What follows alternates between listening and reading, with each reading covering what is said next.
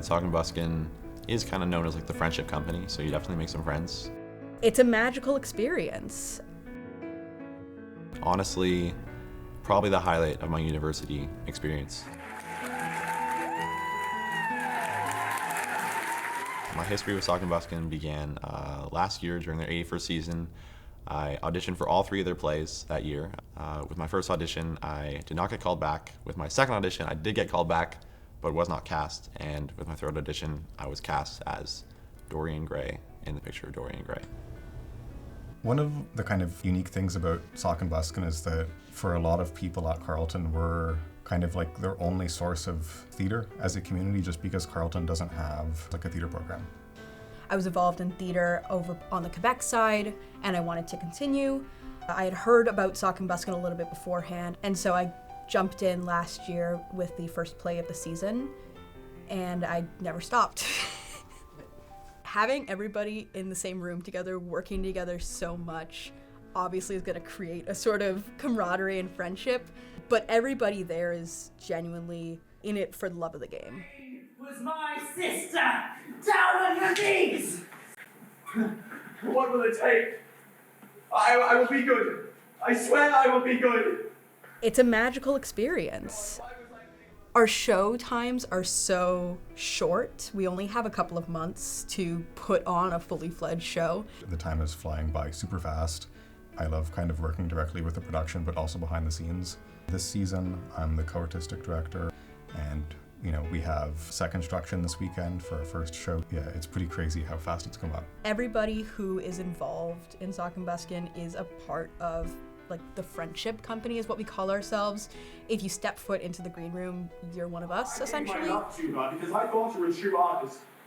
But she is shallow and unworthy. We have a really good culture of bringing people in, playing to their talents, and then building a camaraderie that lasts even beyond the shows or the seasons. What is your name? Sybil Vale.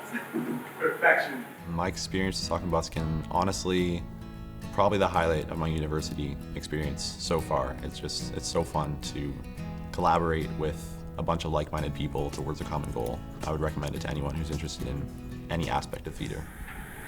Harry, why didn't you tell me the only thing worth loving is an actress? Because I've loved so many of them.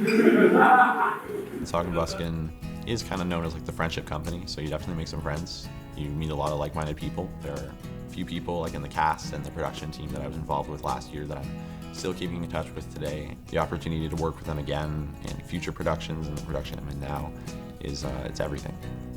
Given the fact that we've been around for 82 years now, my job has basically been to comb through physical archives, digital archives. It's genuinely quite touching to see how much Saucon Buskin has impacted people's lives.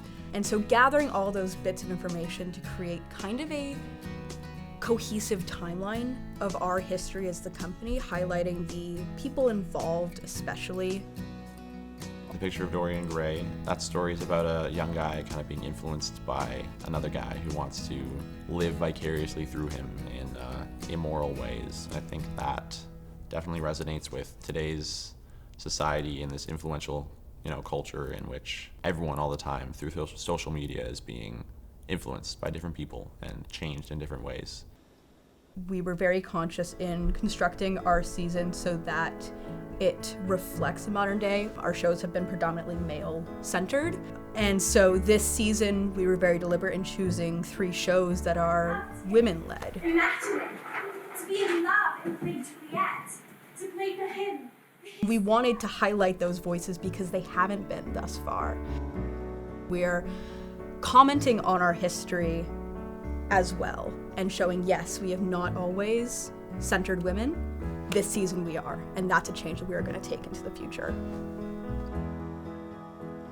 Yeah, it's been super rewarding being able to, bring together a community and see everyone just put their energy and love into it and be able to support that. I'm really looking forward to seeing people in, future seasons of S&B carry that flag forward.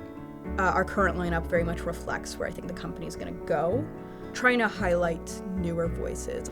taking classics and putting a twist on it to comment on our own history and to bring marginalized voices to the forefront, especially in the times that we are now, looking back at the past and seeing how white man it was. But I can see us continuing to work with the classics, trying to bring that history into the forefront from a new lens. I think that's where we're really going to shine in the future.